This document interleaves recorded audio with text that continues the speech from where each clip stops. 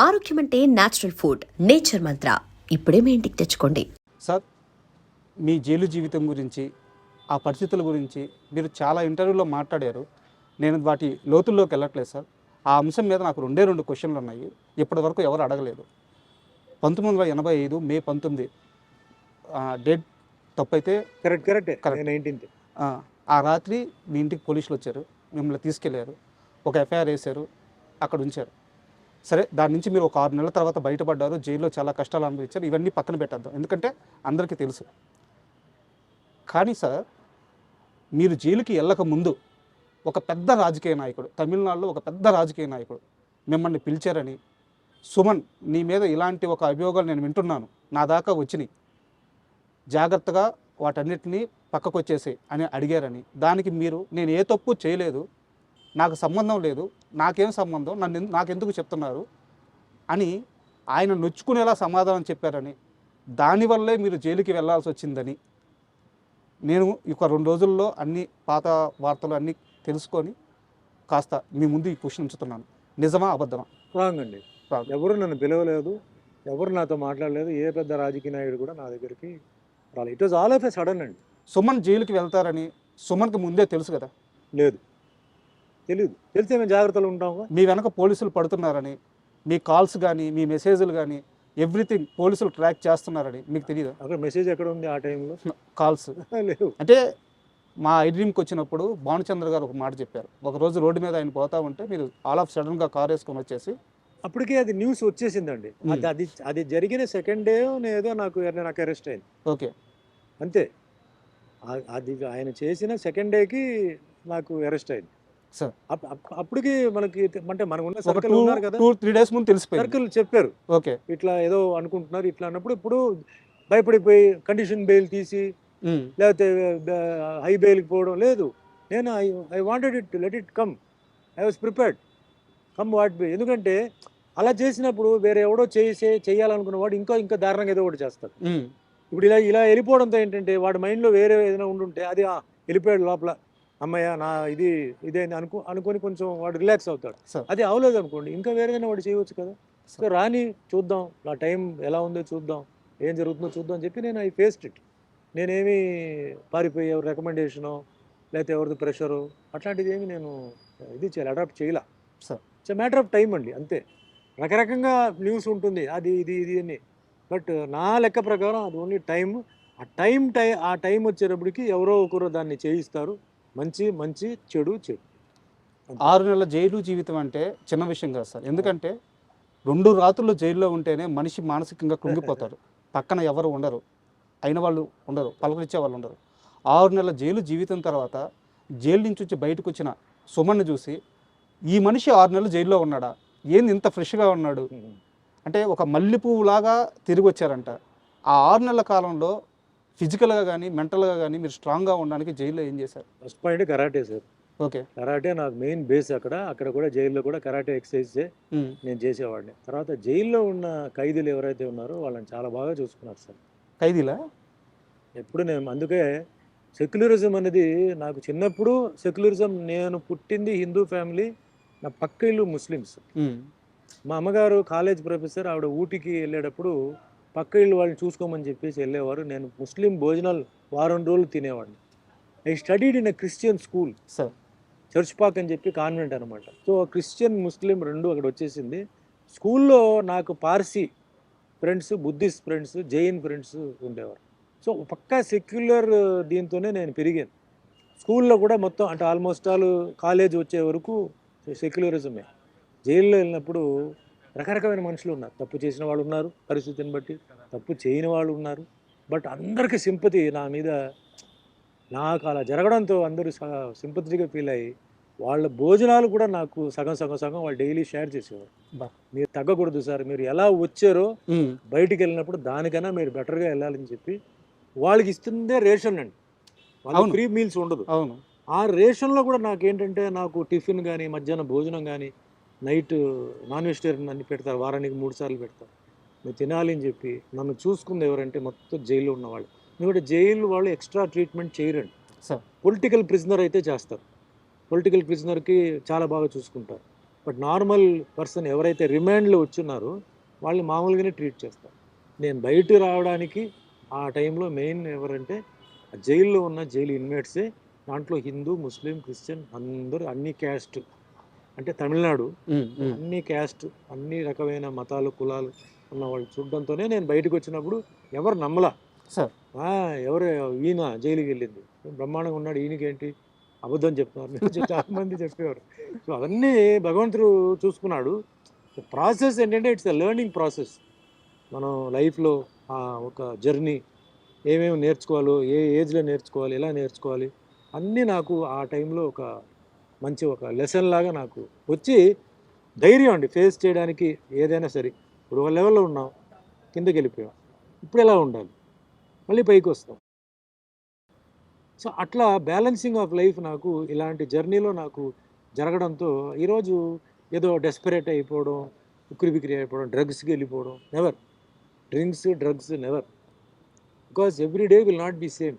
ఆ దెబ్బలు పడితే కదా సార్ ఈ స్ట్రాంగ్నెస్ వచ్చేది. ఇప్పుడు అంటారు కదా, today is not like yesterday, tomorrow will not be like today. So అది మైండ్లో కొన్ని అలా ఫిక్స్ అయిపోతే మళ్ళీ ఎవడేం పీకలేడు. సార్ 35 సంవత్సరాలుగా ఆ కేసు నుంచి మీరు బయటకు వచ్చేసారు, కానీ 35 సంవత్సరాలుగా ఎక్కడో దగ్గర ఆ ప్రస్తావన వస్తుంది.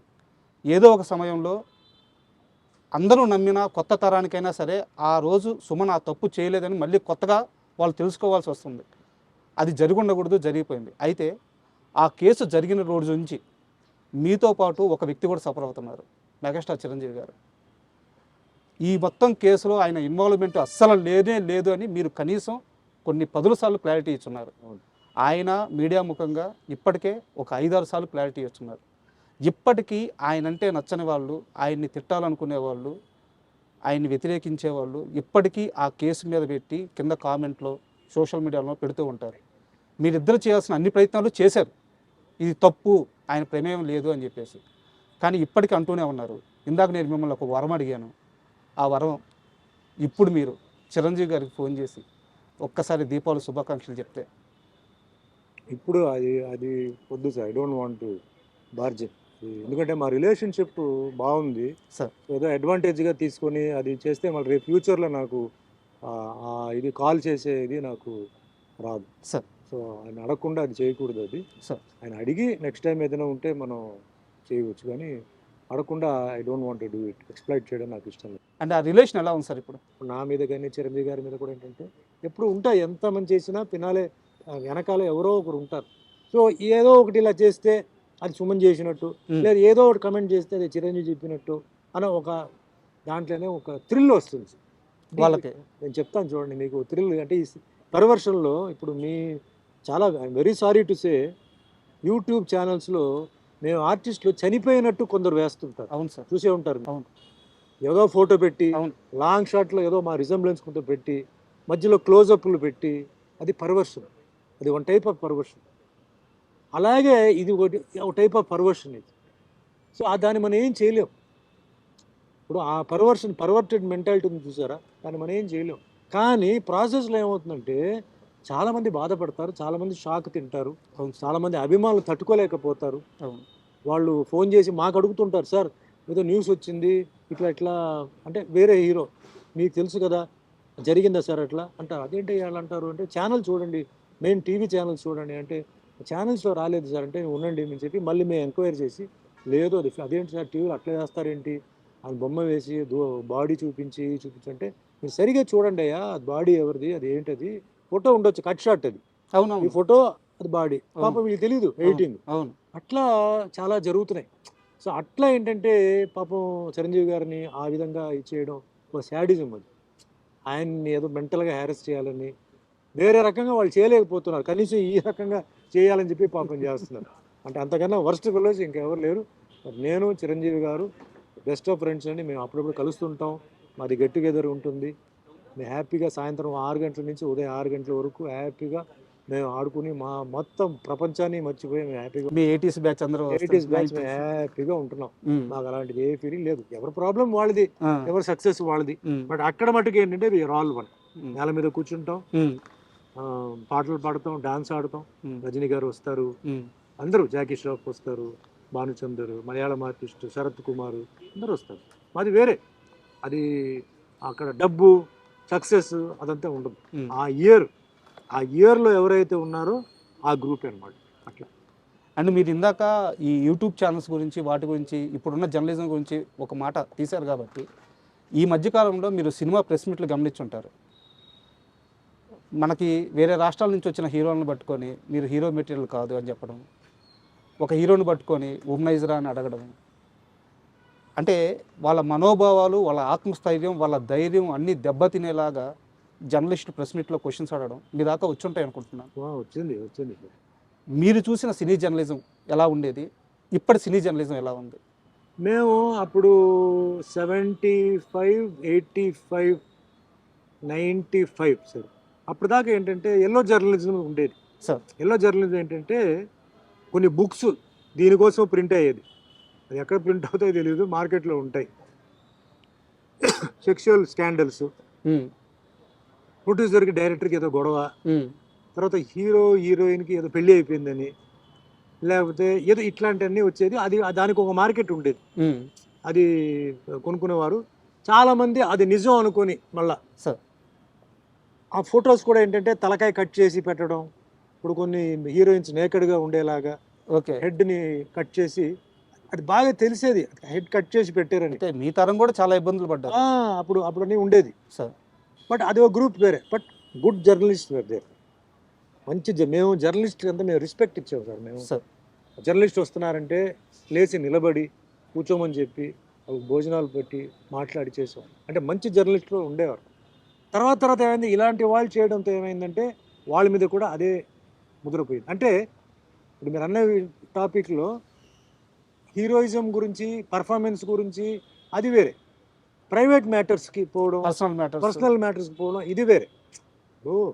ఒక దీంట్లో సరిగా యాక్ట్ చేయలేదంటే అడగడం తప్పులేదు. అవును, ఏంటి సార్ మీరు మంచి యాక్టర్ కదా, మీరు ఎందుకు దీంట్లో సరిగా చేయలేదు, తప్పులేదు. బట్ వేరే ఎఫ్ఐఆర్ గురించి అడగడం, నిజమా కాదా తెలుసుకోకపోవడం, చెప్పడం, ఒకసారి అలా అనేసిన తర్వాత నేను అలా అనుకోలేదు సార్ ఇదా, అది తప్పది. Journalism is a profession sir. దాన్ని జాగ్రత్తగా కాపాడుకోవాలి. కరెక్ట్ క్వశ్చన్స్ అడగాలి. మీకు ప్రూఫ్ ఉందా చూపించండి, అడగండి. ప్రూఫ్ లేకుండా అలా అన్నారు, ఇలా ఊహించుకున్నాం. ఇప్పుడు ఒక హీరో హీరోయిన్ ఉన్నారు సార్, వాళ్ళు క్లోజ్గా మాట్లాడుతున్నారంటే వెంటనే మనం వాళ్ళు ఇద్దరు లవ్లో ఉన్నారు, ఎఫ్ఐఆర్లో ఉన్నారు అనుకోకూడదు. అవన్నీ పోయింది.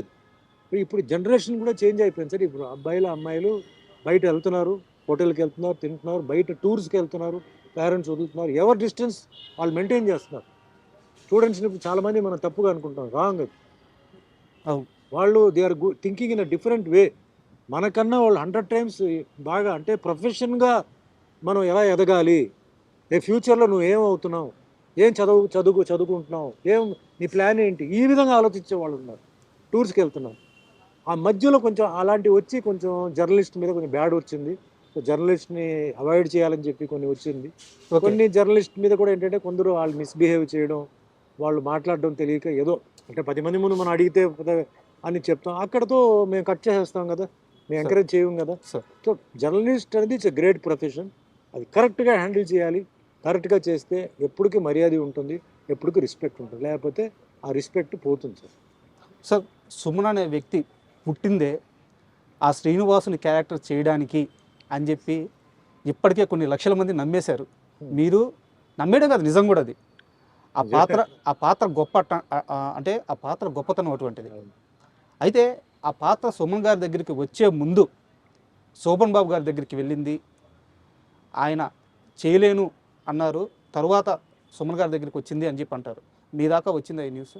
లేదు సార్, అది రూమరే. ఎందుకంటే అప్పుడు నాగార్జున గారికి ఏజ్ వైజ్గా ఈక్వల్గా ఉండాలి, ఓకే, ఇమేజ్ వైజ్గా ఈక్వల్గా ఉండాలి, అప్పుడే బ్యాలెన్స్ చేయగలుగుతాం అని చెప్పేసి డిసైడ్ చేశారు సార్. ఇది రూమరే. సోహన్ బాబు గారు అప్పటికే రిటైర్ అయిపోయారు సార్. ఆయన రిటైర్ అయిపోయారు. అప్పట్లో ఆయన అందగాడు మీకు తెలుసు, ఆయన చేశారు. ఆ టైంలో ఆయన వెంకటేశ్వర స్వామి, రాముడు, కృష్ణుడు ఇవన్నీ ఆయన చేశారు. బట్ ఈ సినిమాలో అది ఓన్లీ రూమరే.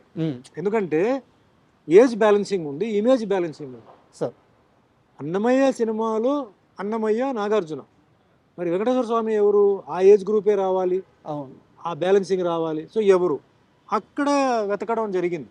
ఆఖరికి వెతికి ఆఖరికి నాకు వచ్చింది అనమాట ఆ క్యారెక్టర్. తప్ప సోహన్ బాబు గారిని అడిగారు, ఆయన వద్దన్నాడు. అప్పుడు నా దగ్గరికి వచ్చింది, అది రాంగ్ న్యూస్. రూమర్సే.